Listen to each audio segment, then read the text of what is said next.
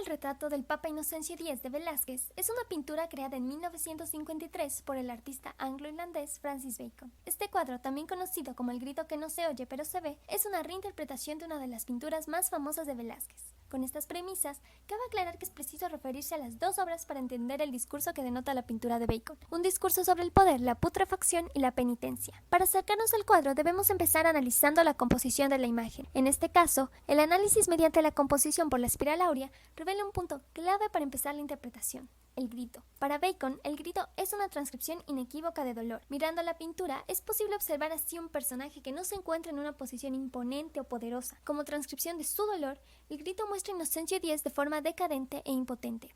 Este componente cobra mayor significado en la diferenciación. La obra parece desvelar un pontífice totalmente diferente al retratado por Velázquez. En la pintura original es posible ver cómo, a través de la composición de la musculatura que rodea los ojos, la desigualdad de las cejas y la boca apretada, Velázquez recrea una imagen completa de un personaje autoritario, con la posibilidad de juzgar según sus criterios y actuar en torno a ellos. En otras palabras, un personaje al que no se debería gritar salvo para dar una orden.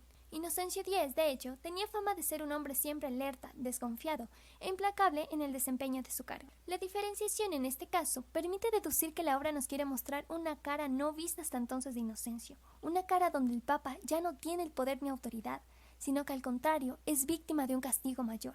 Inspirado en el fotograma de la película soviética El acorazado de Potemkin, Bacon dibuja el grito de Inocencio inspirado en la niñera que recibe un disparo en el ojo, logrando crear así una imagen donde el dolor, la violencia y la indefensión están presentes. La cara en la que se enmarca el grito rememora a su vez el color de la muerte. Siendo facciones apenas distinguibles, podemos ver que es un rostro cadavérico, donde resalta la flaqueza. El color azul claro es todo lo contrario a un rostro que represente la vida. Parece mostrar la putrefacción de la carne en la muerte. Recorriendo la imagen hacia abajo, nos encontramos con el atuendo del Papa, de color morado. En este caso, no podemos dejar pasar el cambio de color que hay entre el cuadro de Velázquez y el de Bacon, ya que dentro de la Iglesia Católica, cada color tiene un significado en específico. En la obra original, el color que predomina era el rojo, lo cual dentro del significado católico denota caridad, martirio por amor y la sangre derramada por Cristo. Estos elementos contribuyen a resaltar la figura determinante del Papa respecto a la Iglesia Católica. En el caso de Bacon, encontramos un significado totalmente distinto. El morado es el color de la penitencia y la humildad en reconocimiento de la inferioridad.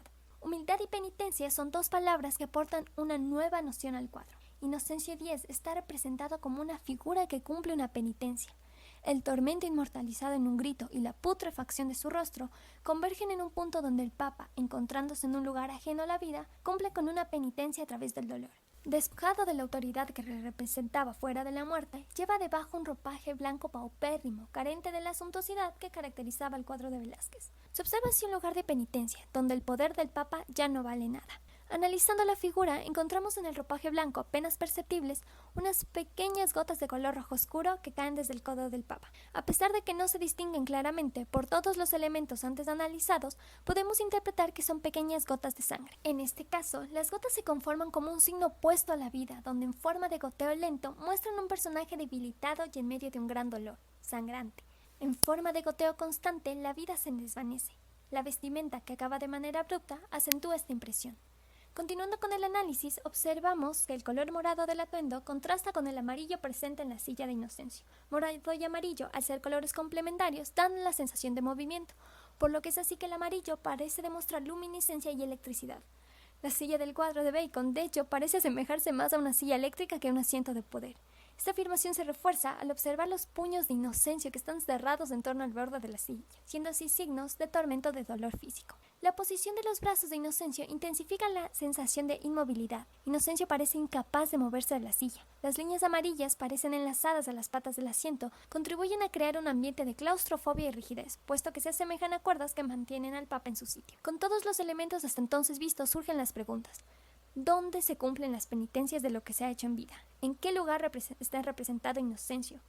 ¿Cumple acaso una penitencia fatal en el infierno?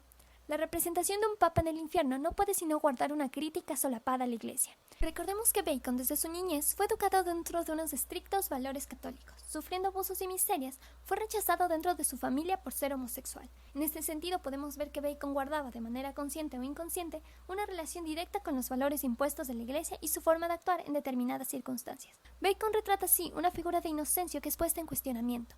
El Papa, despojado de su autoridad, en una posición decadente, muerto y putrefacto, parece pagar las cuentas de la vida en el infierno. Y al ser un representante máximo de la Iglesia Católica, se puede decir que las cuentas de la Iglesia también.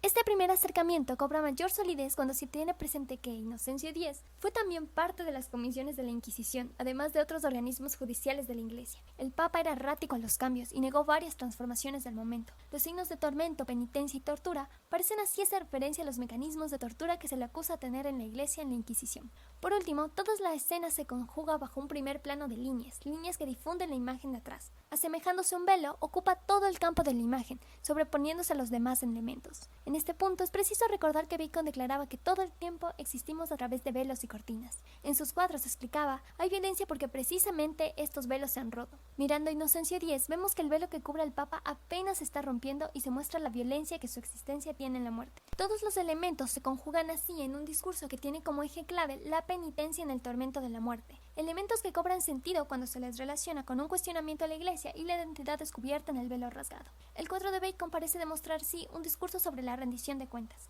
Vemos que todos los elementos de Inocencio X demuestran a alguien despojado de todo lo que le ha caracterizado en vida, y de hecho, cumpliendo una penitencia por sus acciones. Vemos tormento, dolor, tortura, vemos impotencia. La obra parece señalar que la muerte y el castigo no perdona, que no hay poder que se valga cuando se muere. Parece demostrar además cómo hasta la Iglesia y sus representantes pagarán por sus acciones. Es un discurso sobre la muerte, evidentemente, pero también es un discurso cuestionador, donde baja Inocencio X de su áurea de autoridad y lo coloca, putrefacto y cadavérico, al nivel de cualquier mortal.